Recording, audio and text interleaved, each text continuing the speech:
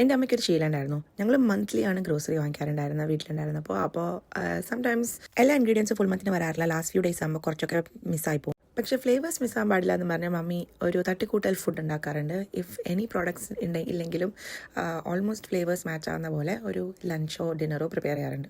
ഞങ്ങൾ കഴിച്ചിട്ട് അറിയുപോലും ഇല്ല ഇതിൽ എന്തെങ്കിലും കുറവുണ്ടോ ഇല്ലയോ എന്ന്. അത്രയ്ക്കും ഗംഭീരമായിട്ടാണ് മമ്മി അതിനെ ക്യാരി ചെയ്യുന്നത്. ആ ട്രേറ്റ്സ് എവിടെയൊക്കെയോ ഞാൻ പിടിച്ച് പറിച്ച് വാങ്ങിയെന്ന് തോന്നണം. ചിലപ്പോൾ ഞങ്ങളുടെ വീട്ടിൽ എന്തെങ്കിലും ഇൻഗ്രീഡിയൻസ് ഇല്ലെങ്കിൽ ഇതില്ലെങ്കിൽ എനിക്കിത് ഉണ്ടാക്കാൻ പറ്റില്ല എന്ന് ഞാൻ നിൽക്കില്ല. എങ്ങനെയെങ്കിലും ട്രൈ ചെയ്ത് അതിനെ ഫിനിഷ് ചെയ്യാൻ നോക്കും. അങ്ങനെ ഒരു തട്ടിക്കൂട്ടൽ ഡിന്നറാണ് ഞാനിവിടെ ഉണ്ടാക്കുന്നത്. എൻ്റെ അടുത്ത് ആകെ 2 ചെറിയ ഉള്ളിയും കുറച്ച് കരിവേപ്പിലയും മാത്രമേ ഉണ്ടായിരുന്നുള്ളൂ. അതെനിക്ക് മെയിൻലി കരിവേപ്പില ഫിഷിന് ഉപയോഗിക്കാനുണ്ടായിരുന്നു.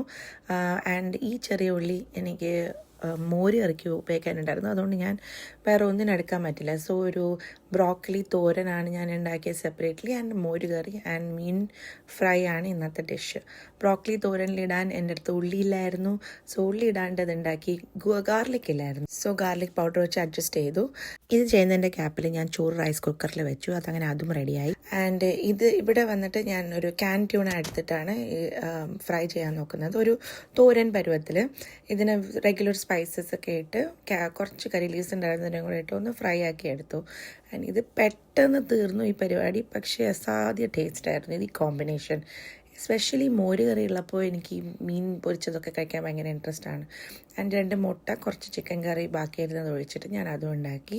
എന്തായാലേ നമ്മൾ മനസ്സ് വെച്ചാൽ നമ്മൾ എങ്ങനെയെങ്കിലും അത് ബൈ ഹുക്ക് ഓർ ക്രുക്ക് ചെയ്തിരിക്കും. അങ്ങനെ ഒരു പടമൊക്കെ കണ്ട് ചോറും കൂട്ടി ഞങ്ങളിതാ ഡിന്നർ കഴിക്കാൻ പോകുന്നു. ബൈ.